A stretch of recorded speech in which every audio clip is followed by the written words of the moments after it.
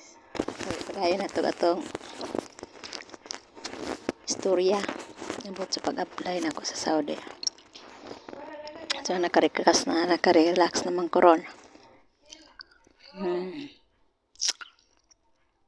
Mag-istorya ta. Busy po siya. Busy po siya. Yeah. So mag-vlog. Magguan ta katuwa. Muna to siya. Nakakuha na ko passport niyo. Dito na ako sa agency. Napinding ko ato. Dugay pa dyan ko nakabalhin sa akong kuan kay upat ko kabulan sa usang agency. Dito ko. Nagsige pa check up sa mga pending ba. Balik-balik niya. Mo to siya nga. Nibalhin may sa laing agency. Dito sa Pikas nga agency. Diretso na yun. Kung mga apply gani mo, apply mo sa usa ka agency, medical mo daan. Kama importante ang medical man. Bahala na uban. Pasara ka anak. Kinahanglan man gyud ang medical. Kay mapinding kas medical, expire na matutanan. Mas maayo to nga ang medical ma-fit to work ka. So unang agency ko napinding ko pat kakubulan dito. Sige pabalik-balik. Pag ikaduha, nagkuhan ako tugkuan na to, second option. Ikaduha, dito ko fit to work. Pagka fit to work na ako, nag-TISDA, dito na pag-TISDA, 15 days naka-employer ko. Pagka 15 days naka-employer ko, naka-kontrata ko, naka-OWA ko.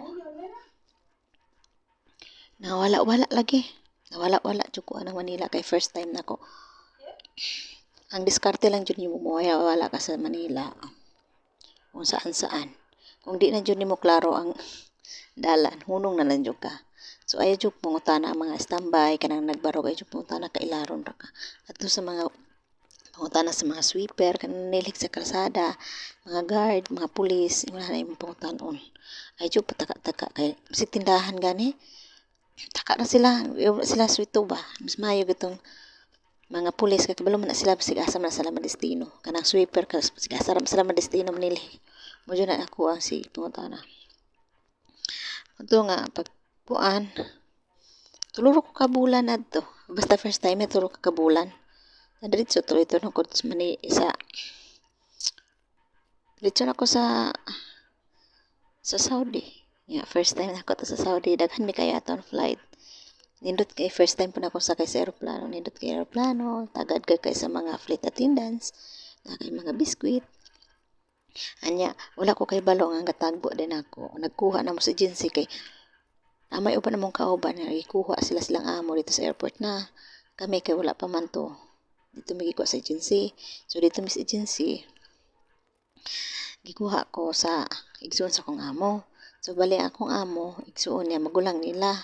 Layo man di ay abi na ako katong katagbo. Akong amo, wala na jud ko kay kaning wala ta kabalo grabe. Gikuha ko, gidala ko dito sila ha. Pasaka sa third floor.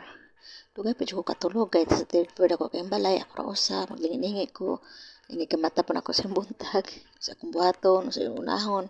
Ano ba kay dugay man siya na matas na iwi. Butan siya ay, wala bata, ang dagko ng mga bata. Yes, kasi mana ko rin limpyo dito ko silang balay. Kaya doon naman sila sa city, sa airport.